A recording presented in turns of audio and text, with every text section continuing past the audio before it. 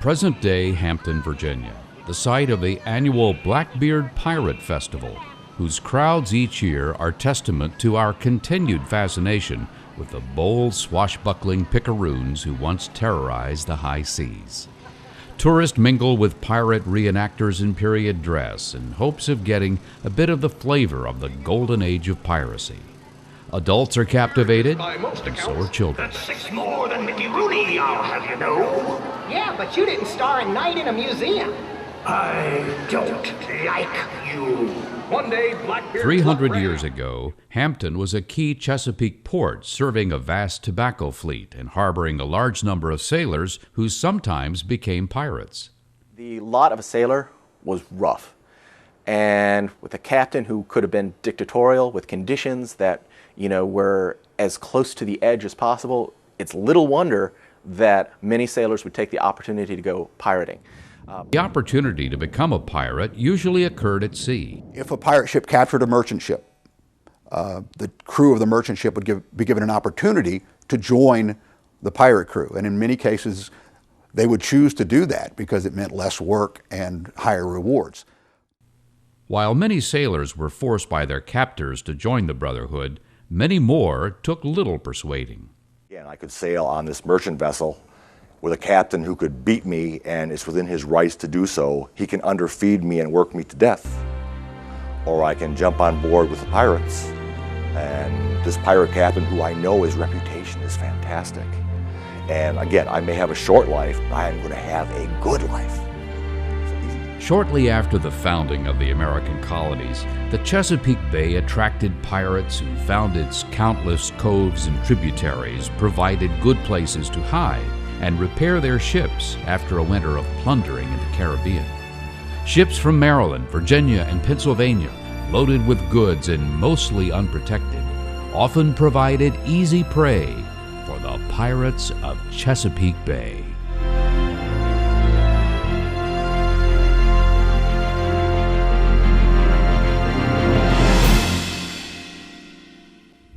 Pirates have always fascinated us. From Disney's Captain Hook to Johnny Depp's Jack Sparrow, pirate tales have captured the popular imagination.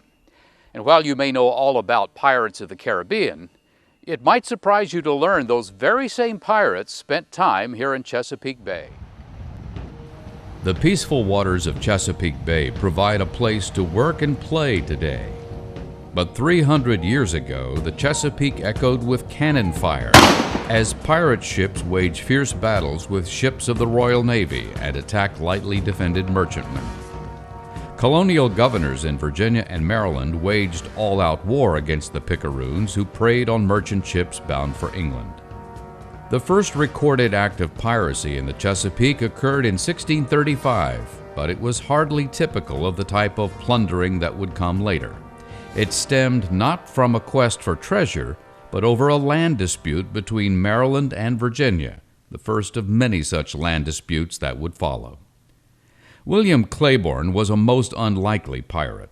Politically connected, he was prominent in the Virginia colony and a member of the Governor's Council. When he was granted permission by Virginia's governor to explore and settle land in the northern Chesapeake, he laid claim to Kent Island, where he quickly established a trading post. But there was a problem.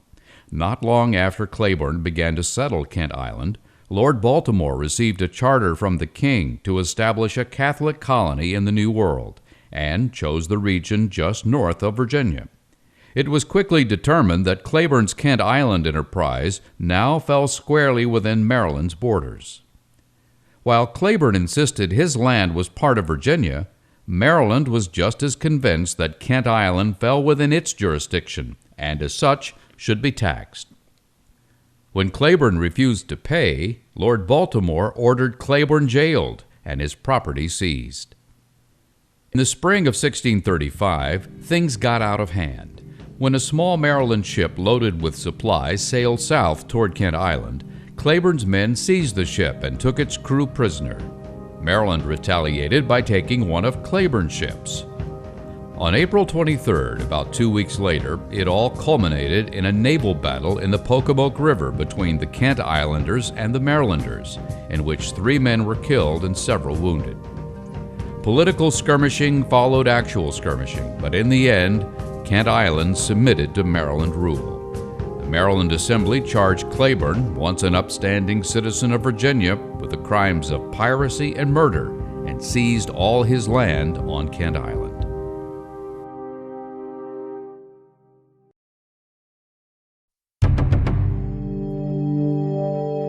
The next act of Chesapeake piracy occurred as a direct result of a political crisis in England. King Charles, who was far more lenient toward Catholics than previous English monarchs, faced civil war with Parliament, which was controlled by Protestants. England was forced to choose sides, and so in fact were the American colonies. Under pressure at home, King Charles ordered the colonies to be on the lookout for agents of Parliament, to seize their ships and to hold their masters on charges of treason.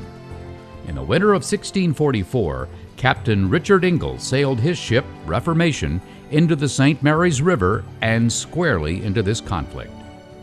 Unknown to Engel, a man had gone to court in St. Mary's, filing papers accusing him of treason, claiming that he had heard him make treasonous comments about the king. Arrested but granted bail, Engel and his crew boarded their guarded ship and managed to escape. In doing so, Engel made the Maryland authorities look foolish, but he wasn't finished yet. If Engel had not been an enemy of the crown before, he was now. Returning to the Chesapeake from England in the winter of 1644, Engel had a plan for revenge on the Marylanders at St. Mary's. He was on a mission, he told his men, to plunder the Papists. By now, Maryland Governor Calvert was willing to forget the unpleasant past and forgive Engel's transgressions, but the Protestant captain wasn't having any of it. In early 1645, he sailed into St. Mary's Harbor, capturing the fort and attacking the settlement. Engel then set his sights on a large manor house, taking it and several small craft at anchor there. After plundering the house of all its contents, Engel's men burned it to the ground. For months, Richard Engel and his growing fleet waged war against the Catholic colony until he grew tired of the sport or satisfied his considerable revenge and departed the Chesapeake and presumably his buccaneer ways.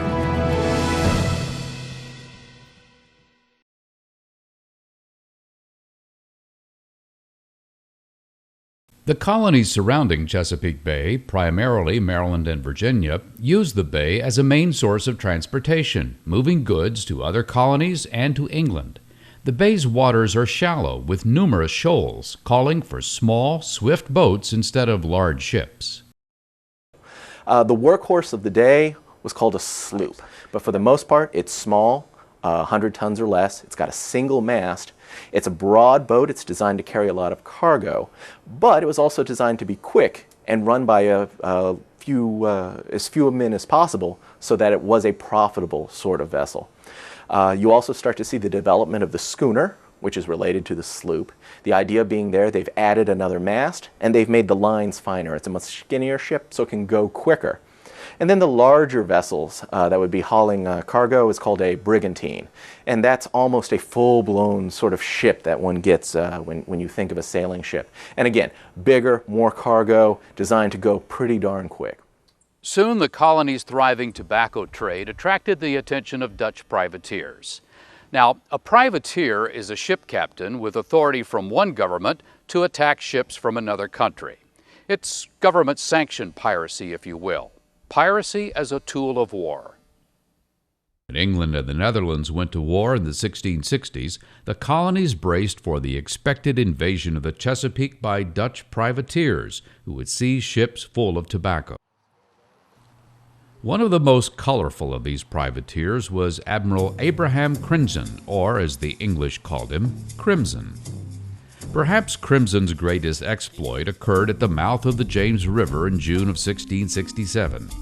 After capturing two smaller ships along the Virginia Capes, Crimson learned a British tobacco fleet was making ready to sail to England.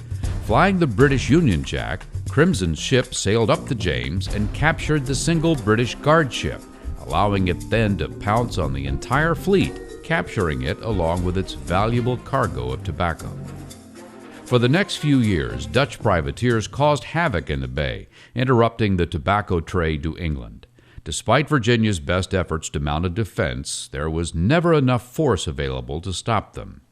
By the 1680s, privateers weren't the only problem. Sir William Berkeley, Royal Governor of Virginia, noted the bay was so full of pirates that it is impossible for any ships to go home safely. Pirates were indeed a problem. Buccaneers, some homegrown, others from far-off lands, began to rob and pillage both ships and waterfront plantations.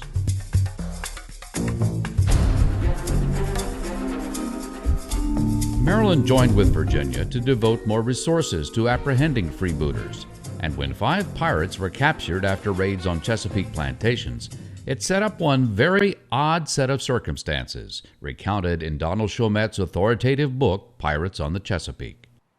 The 5 men were returned to Virginia and locked up in the Middlesex County Jail to await trial. They easily escaped, and after an extensive search, 2 of the men, William Harrison and John Manley, were brought back, tried for piracy, and sentenced to hang.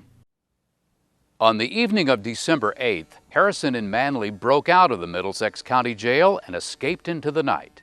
Incredibly, 3 nights later, they returned to the jail, climbed back into their cell, and sent for the sheriff, telling him they were ready to meet their fate.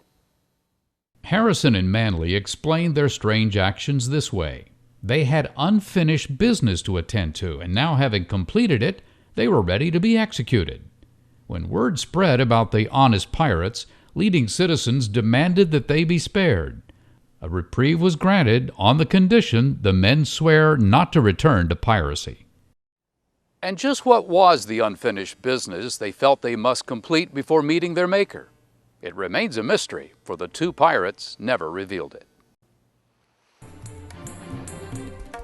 By the late 1600s, pirates in greater numbers were spending their summers in the Chesapeake.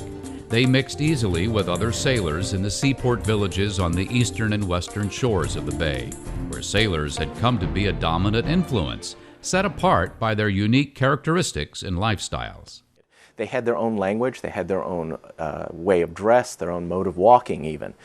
So they were kind of an exceptional people who stood out, particularly when they were on land.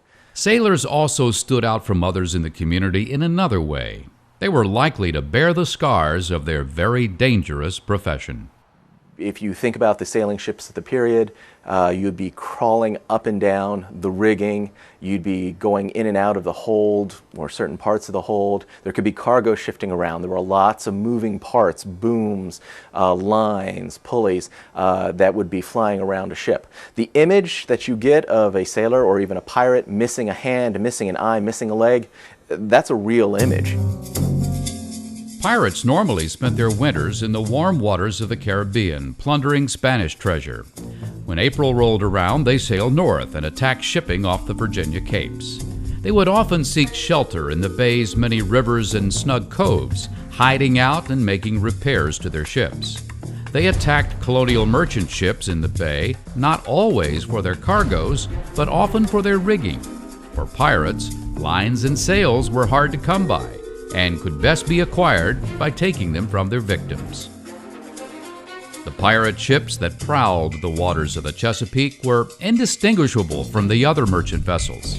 That's because at one time they were merchant vessels, carrying all manner of cargo. The bay's smaller, faster ships were prime targets. Actually, these are the type of ships pirates preferred, in particular the sloops. There's a variation of the sloop called the Bermuda sloop, and this was a particularly well-designed vessel. A very large mast, a very small hull. That meant there was a very large sail and that it could move very, very quickly. But because it was kind of a small vessel, it could hide in rivers and creeks and inlets where a larger warship chasing it couldn't find it. The idea being the pirates would take this sloop and convert it to their needs. If there was any unnecessary decoration or unnecessary subdivisions of the ship because it was a cargo vessel, they'd cut those things out and modify the vessel by putting as many guns as they could fit on it there, and then providing accommodations for as many sailors, as many pirates as possible. The idea being that you can overwhelm any ship that you could catch, but you could run away from any ship that actually could overwhelm you. Inferior ships were sunk or, in some cases, returned to their masters, but really fine ships were put into pirate service. Spacious and comfortable ships were a plus, but in most cases the pirates prized speed and maneuverability. Pirating could be highly profitable as well as dangerous, and while most pirates died on deck or at the end of a rope, a very few were able to retire with their booty to live out their lives in comfort and leisure, but it was an unusual situation in the 17th century. In 1687, King James issued a new proclamation against piracy, and as part of it, extended an offer of clemency to buccaneers who turned themselves in. The following year, the Royal Navy boarded a tiny boat in the Chesapeake and found 3 men with 3 large chests filled with pieces of 8 and silver plate. Concluding the men were pirates, the naval officers arrested them and hauled them off to Jamestown. The men were Edward Davis, Lionel Delawafer, and Peter Henson. Though they proclaimed their innocence, it turned out the men had indeed spent a lot of time in the Caribbean. The story of how they came by their treasure was a bit fuzzy, to say the least.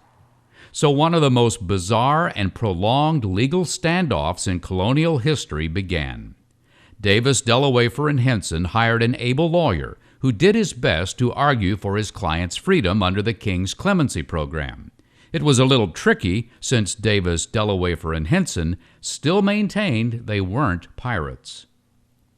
Finally, the men were released from jail, but the royal colony maneuvered to confiscate the treasure valued at more than 10,000 pounds. Davis, Delawafer, and Henson filed appeal after appeal, pleading for the return of their property.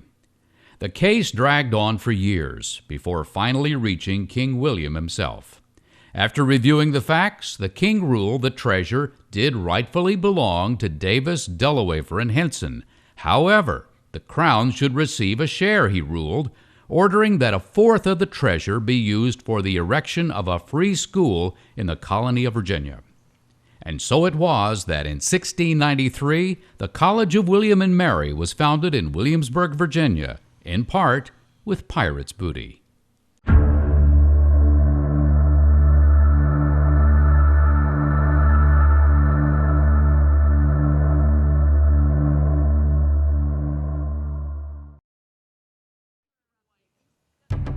By 1700, officials in Virginia were in a full-scale war against pirates. While the governors of some other colonies tolerated pirates and looked the other way as they sold their booty to merchants on the black market, Virginia governors regarded pirates as a menace to society and certainly a menace to commerce. Well, there was a big fear because of the size of that bay out there and the size of the 2 colonies that touched that bay, Maryland and Virginia.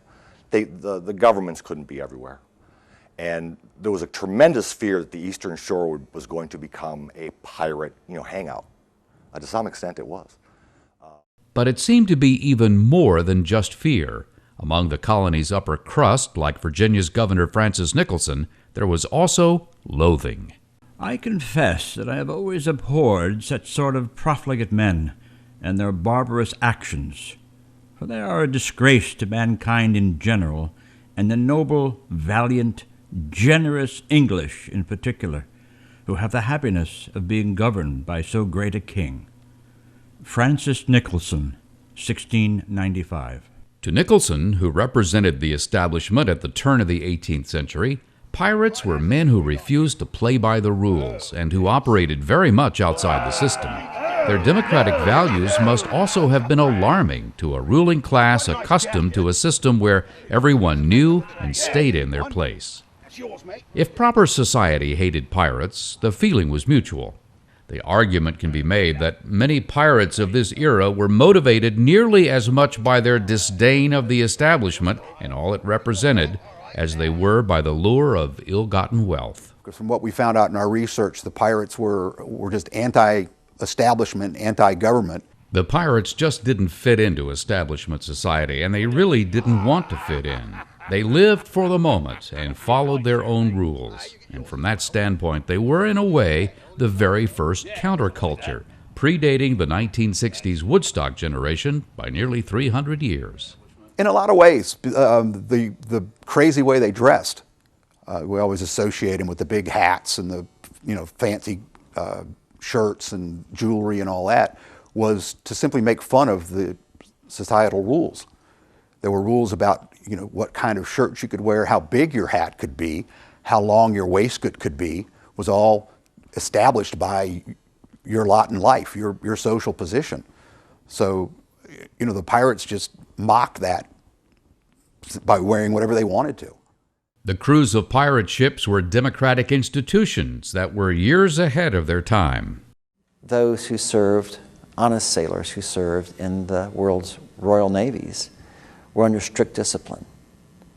And in the various nations of the world, there was a system of deference where people looked up to their betters.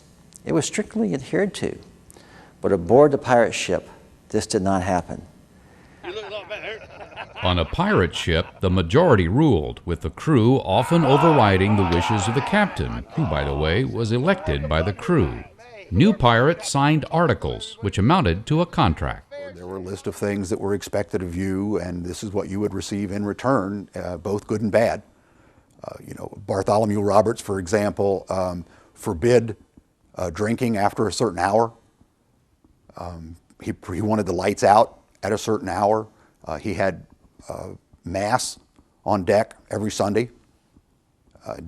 He was a teetotaler, but he didn't enforce that rule on his crew. That was just his decision. It also would say in there that every man will get one share, perhaps, with the captain getting 2, maybe the gunner getting 2. Rewards for if you spotted the ship that they ended up capturing, you might get an extra share for that. If you were the first of the pirate crew to board your opponent's ship, you may get an extra share for that. The articles and the democratic values they enforced were truly revolutionary for the time. But perhaps even more revolutionary was the Pirate Disability Plan. For example, if you were on a merchant ship, you lost the use of your right arm, and you'd be put ashore and you'd be a beggar the rest of your life. But on a pirate ship, if you lost your left arm, and this would be in the articles, the exact amount. If you lost your left arm, you may get 400 pieces of gold. If you lost your right arm, you'd be 800. So, they looked after their own. The world of pirates was indeed very different from British and colonial society. And long before the seeds of democracy would sprout in the British colonies, it flourished to a great extent aboard pirate vessels. And though it was far from a colorblind world, minorities usually found they had much more freedom on a pirate ship than in colonial society. If they came across an individual of a different race who was useful to the crew, or if they came across a freedman or an escaped slave, odds are they weren't going to treat them differently simply because of the color of their skin. Some pirate captains, including Blackbeard, had a large number of black crew members who shared equally in the work and the treasure. While pirates treated one another equally, the law didn't always treat pirates the same. When white pirates were captured, they were usually hanged. Black pirates were generally sold into slavery. The revolutionary equality aboard pirate ships might help explain the contempt pirates often displayed to gentlemen who they occasionally captured. Pirate Captain Samuel Bellamy of the Widow Galley is said to have exploded in rage at the master of one of the ships taken off the coast of Virginia in 1717. His rant perfectly captures the contempt these rebels felt for the establishment. You are a sneaking puppy, and so are all those who will submit to be governed by laws which rich men have made for their own security.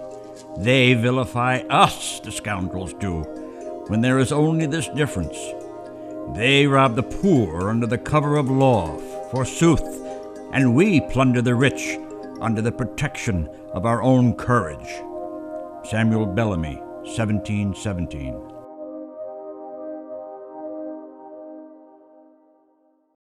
The Royal Navy usually kept a guard ship near the mouth of the Chesapeake to protect the colonies against pirates.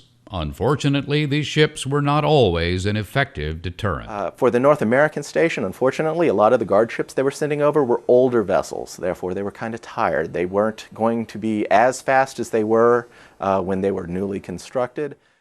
Even when they were in good condition and fully staffed, these guard ships did not always seek out battles with pirates, even though their job was to protect the colonies. The British had one guard ship here And they basically, they kept an eye on where the pirates were, and then they arranged to be somewhere else because they didn't necessarily, want to put their lives at risk.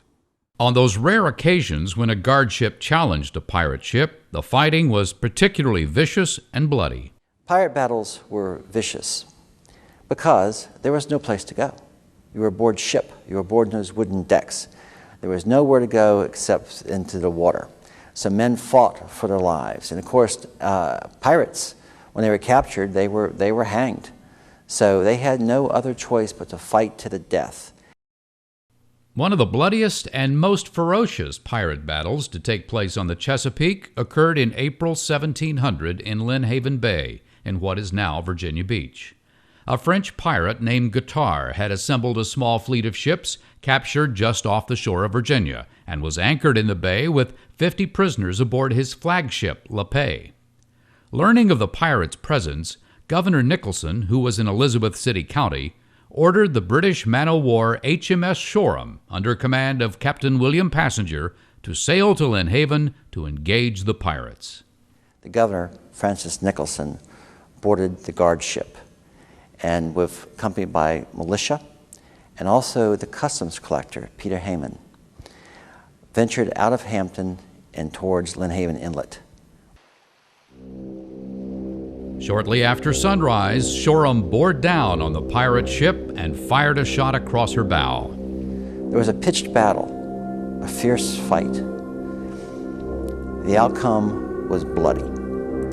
Guittard surrendered after losing many of his men and was taken aboard the guard ship and brought back to Hampton and eventually sent to England, where he was hanged. There were fewer casualties aboard Shoreham, but among them was Peter Hayman, the young customs officer killed by a pistol shot. Devastated by the loss of his friend, Governor Nicholson had Hayman buried at what was then St. John's Church and provided an elaborate tombstone that told the story of his death. And to this day, the stone rests above his remains. And the stone is intriguing, as it says, "Killed by pirates who greatly infested these waters."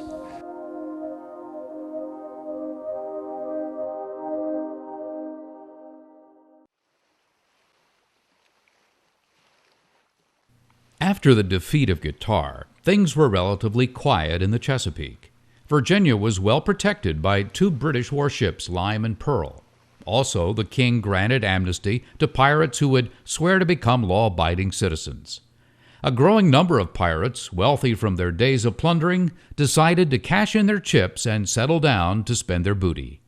But the fear of piracy remained, in part because of one man, Captain Edward Teach, also known as Edward Thatch, but known to all as the notorious Blackbeard. A lot of mystery surrounds him. No one's really quite sure of his origin or even his name. But Blackbeard had sanctuary in North Carolina. The governor of North Carolina was in cahoots with the notorious pirate and protected him to some extent. Blackbeard was, in fact, a larger-than-life character, so much so that today it's hard to separate fact from fiction. For example, legend has it that he once shot a crew member in the kneecap just to make other crew members more afraid of him. He was a large, imposing figure, and he used fear as a weapon, and it was very effective.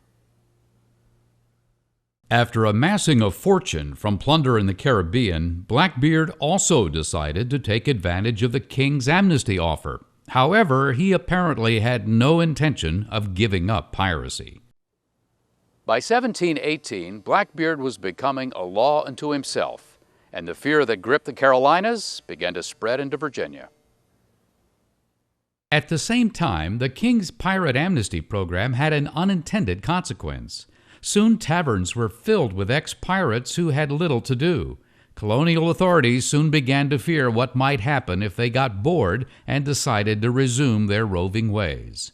Perhaps it was that fear that made Virginia Governor Alexander Spotswood receptive to the pleas from North Carolina traders, who in 1718 bypassed their own governor and begged Spotswood to put an end to Blackbeard. It was something else as well. Like his predecessors, Spotswood detested pirates and was determined to prevent their return to the waters of the Chesapeake. There was little doubt in his mind that Teach, gathering a large troop of pirates in Bath, North Carolina, would soon invade the bay. No one would be safe.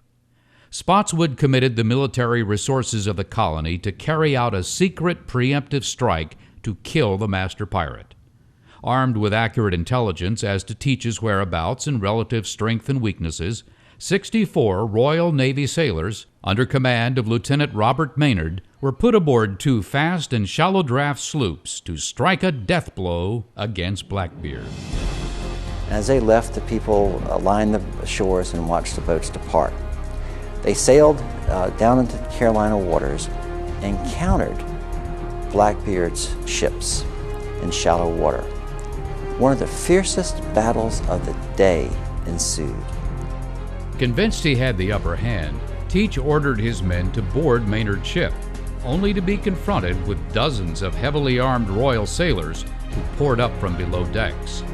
The deck became the scene of intense hand-to-hand fighting, with Blackbeard and Maynard, villain and hero, locked in mortal combat. Pistol shots whizzed across the deck, many finding their target. Hollywood could not have written a more compelling script. Blackbeard was eventually shot numerous times and cut as many. He finally fell dead upon the wooden deck. The English cut his head off and hung it from the bowsprit of one of the ships and sailed back to Virginia and entered the Hampton River. Upon entry, cannons fired, people cheered, and the boat came into dock, and the goods and the captured pirates, his crewmen, were taken off to ships, and the goods were placed in the local storehouse. 13 members of Blackbeard's crew were tried for piracy in Williamsburg and hanged. As for Blackbeard's head, it was said to have been placed on a pole at the mouth of the Hampton River as a warning to those mariners who might consider a life of piracy. The conquest of Blackbeard only increased Governor Spotswood's resolve to end the scourge of piracy in the Chesapeake. He ordered local authorities to be on the lookout for strangers who spent money a little too freely, seizing and trying several men over the next few years for piracy. For pirates, there were 2 forms of capital punishment. There was hanging, followed by a Christian burial for some.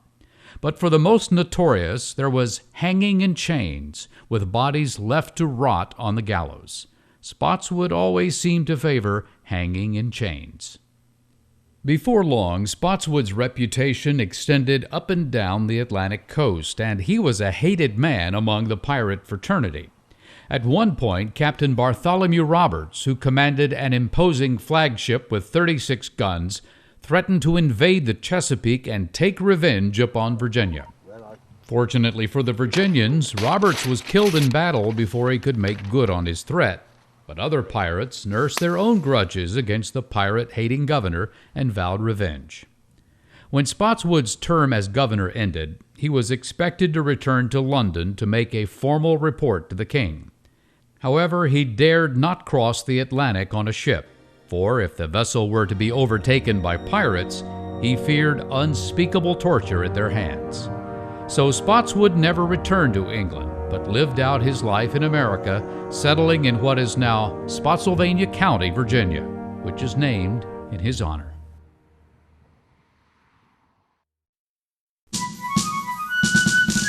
By the 1770s, revolutionary fervor swept the colonies, and Virginia and Maryland patriots were in the forefront. In 1776, the growing discord resulted in a formal break with Britain and the declaration of a new nation.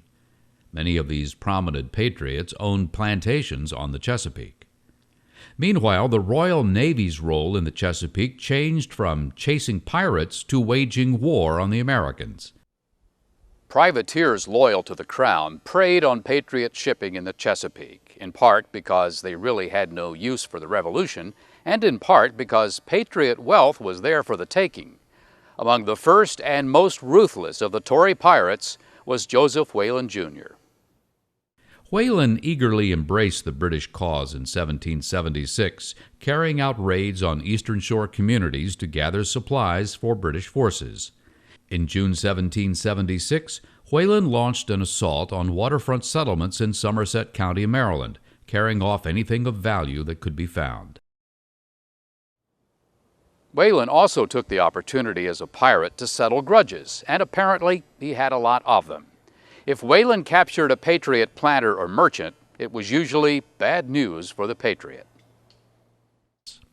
While some privateers sailed schooners, Whalen and his men favored smaller barges and whaleboats that could be easily maneuvered in the Central Bay's more shoaly waters.